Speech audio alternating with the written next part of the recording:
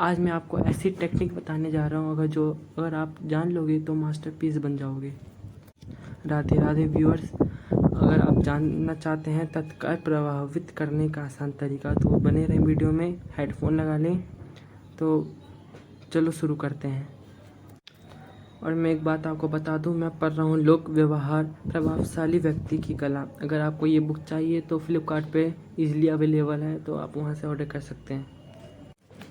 New York की एक dinner party की कुछ मेहमान आए थे। उनमें एक अमीर महिला भी थी जिसे अभी अभी बहुत सा पैसा विरासत में मिला था। वह लोगों पर अच्छी छाप छोड़ना चाहती थी। विरासत में मिला था, वह लोगों पर अच्छी छाप छोड़ना चाहती थी। इसी कारण उसने हीरो, मोतियों और सोने के आभूषणों की खरीदने में बहुत खर्च किया था, परंतु इससे अपने चेहरे के भावों को सुधारने के लिए कुछ भी नहीं किया था। उसके चेहरे के स्वार्थ और लालच के भाव टपट रहे थे।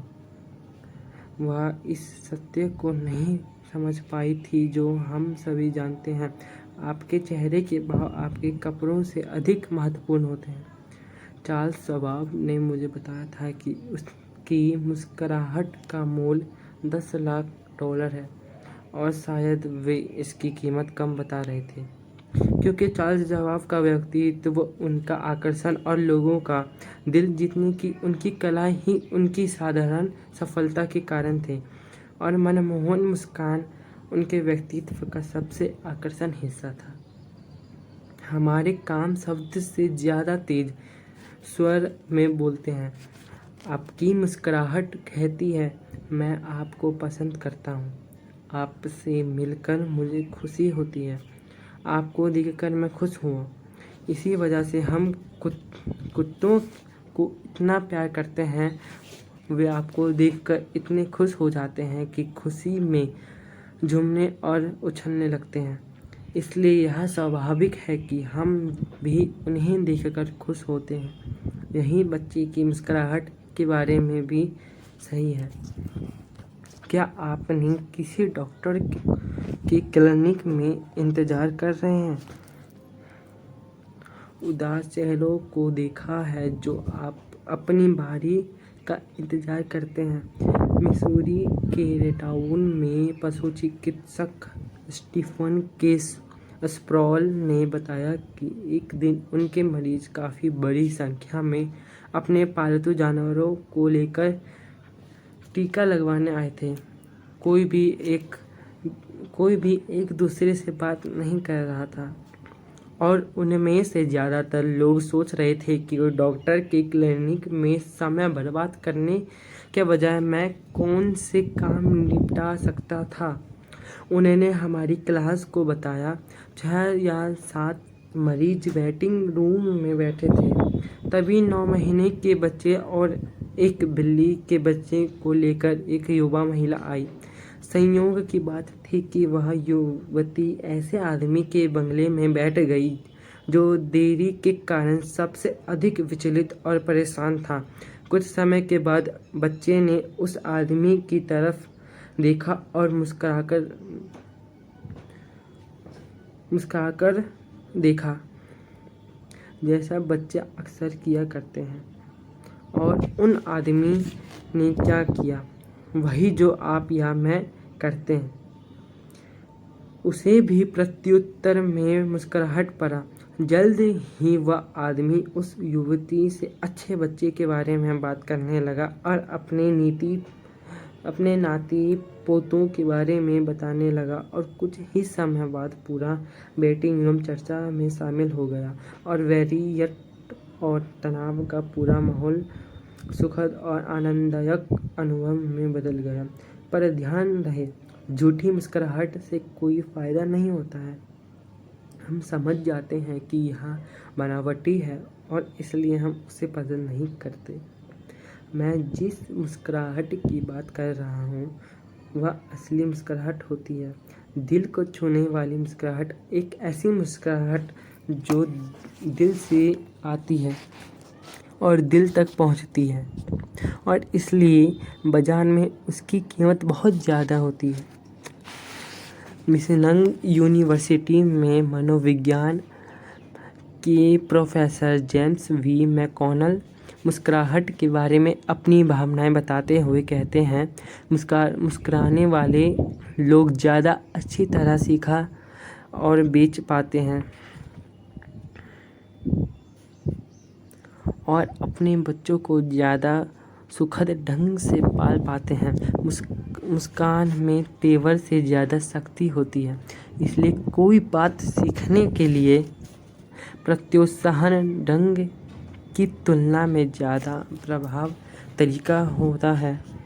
न्यूयॉर्क के एक बड़े डिपार्टमेंट स्टोर के एम्प्लॉयमेंट मैनेजर ने मुझे बताया कि वह मनमोहन मुस्कुराहट वाले किसी कम पढ़े लिखे सेल्स क्लर्क को नौकरी पर रखना पसंद करेंगे, जबकि उदास और गंभीर चेहरे वाले डॉक्टर ऑफ फिलॉसफी को काम पर नहीं रखेंगे। मुस्कान का प्रभाव बहुत शक्तिशाली होता है, चाहे यह प्रभाव हमें दिखाई दे या ना दे। अमेरिका की टेलीफोन कंपनियां एक प्रोग्राम फोन पावर चलाती हैं। इस कार्यक्रम में कर्मचारियों को यह सिखाया जाता है कि अपनी सेवाएं या सामान बेचने में टेलीफोन का उपयोग किया तरीका नहीं होता है। इस कार्यक्रम में वे आपको यह सलाह देते हैं कि आप फ़ोन पर बातें करते समय मुस्कुराएं। आपकी मुस्कुराहट आपकी आवाज़ में सुनाई दी जाती है। कमेंट में बताना कि इस कहानी का मतलब क्या है। रॉबर्ट क्रायर सिंसिनाई ओहियो की एक कंपनी में कंप्यूटर डिपार्टमेंट के मैनेजर थे। उन्होंने हमें यह बताया कि उन्होंने एक मुश्किल से भरे जाने वाले पद के लिए सही उम्मीदवार खोजने में किस तरह सफलता पाई। मैं अपने डिपार्टमेंट में एक ऐसे व्यक्ति को रखना चाहता था जो कंप्यूटर साइंस में PhD हो। मैंने आखिरकार आदर्श योग्यताओं वाले एक युवक को ढूंढ लिया जो पर्ड्यू यूनिवर्सिटी से ग्रेजुएट पूरा करने ही वाला था। कई बार फ़ोन पर हुई चर्चाओं के दौरान मुझे मालूम हुआ कि उसे कई और कंपनियों के ऑफ़र भी मिले थे। उनमें से कई कंपनियां मेरी कंपनियों से बड़ी और ज़्यादा प्रसिद्ध थी। उसने जब हमारी ऑफ़र मान लिया तो मुझे बेहद खुशी हुई। जब वह हमारे यहाँ काम करने लगा तो मैंने उससे पूछा, उसने दूसरी कंपनियों के बजाय हमारी कंपनियों में काम करने का फैसला क्यों लिया। वह एक पल रुका और उसने कहा, इसका कारण शायद यह है कि दूसरी कंपनियों के मैनेजर मुझसे फ़ोन पर ठंडे बिजनेसमैन वाले अंदाज में बात नहीं करते और मुझे ऐसा लगता था जैसे यहाँ भी एक बिजनेस वार्ता है। आपकी आवाज़ से ऐसा लगा जैसे आपको मुझसे बातें करने की खुशी हो रही थी, जैसे आप सचमुच चाहते थे कि मैं आपकी कंपनी में काम करूं। आप समझ ही चुके होंगे कि मैं अब भी फ़ोन पर मुस्कुराता रहता हूं। अमेरिका की एक बहुत बड़ी रबर कंपनी के बोर्ड ऑफ डायरेक्टर्स के चेयरमैन ने मुझसे कहा कि उनका यह मानना था कि आमतौर पर जब तक लोगों को किसी काम में मज़ा नहीं आता तब तक वे उसमें सफल नहीं होते। इसलिए मैं बोलता हूँ, कोई भी काम करो तो अच्छे ढंग से और मन लगा के करो, मस्ती में करो, गाना सुनते करो, नाचते करो या कैसे भी करो। बस ऐसे करो कि आपका मन उसमें बैठ जाए, जिससे आपका काम सफल और अच्छी तरीके से हो जाएगा। या उद्योगपति उस पुरानी कहावत से हम सहमत नहीं था कि कड़ी मेहनत और सिर्फ कड़ी मेहनत ही वह जादुई कुंजी है जो आपके सपनों के दरवाजे का ताला खोल देगी। उसका कहना था, मैं ऐसे बहुत से सफल लोगों को जानता हूँ जो सिर्फ इसलिए सफल हुए थे क्योंकि उन्हें अपने बिजनेस में मज़ा आ रहा था। बाद में मैंने देखा कि जब इन लोगों को काम में मज़ा आना बंद हो गया तो उनका धंधा भी मंदा हो गया, क्योंकि अब उन्हें काम में बिल्कुल भी मज़ा नहीं आ रहा था, इसलिए अब भी असफल होने लगे। इसलिए हजारों बिजनेसमैनों से यह आग्रह किया है कि वे एक सप्ताह हर दिन प्रति घंटे किसी की तरफ देखकर मुस्कुराएं। इसका क्या प्रभाव होता है, आइए देखते हैं। यह हमारे सामने न्यूयॉर्क के स्टॉक ब्रोकर बिलियनियर बी स्टीनहॉर्ट का पात्र है। उनका प्रकरण बहुत ही आम है। दरअसल इस तरह के सैकड़ों प्रकरण देखे जा सकते हैं। मेरी शादी को 18 साल हो चुके हैं, मिस्टर स्टीनहॉर्ट लिखते हैं। मैं अपनी पत्नी से ज़्यादा बातें नहीं करता था और उनकी तरफ देखकर मुस्कुराने का विचार मेरे दिल में कभी आया ही नहीं। मैं सोकर उठता था और तैयार होकर काम पर निकल पड़ता था। इस दौरान मैं 2 दर्जन से अधिक शब्द नहीं बोलता था। शायद मैं दुनिया का सबसे बोरिंग आदमी था। खैर, ये कहानी तो बहुत लंबी है। ये कहानी हम नेक्स्ट वीडियो में शुरू करेंगे। बाकी मैं आपको बता दूं कि इस कहानी में था क्या।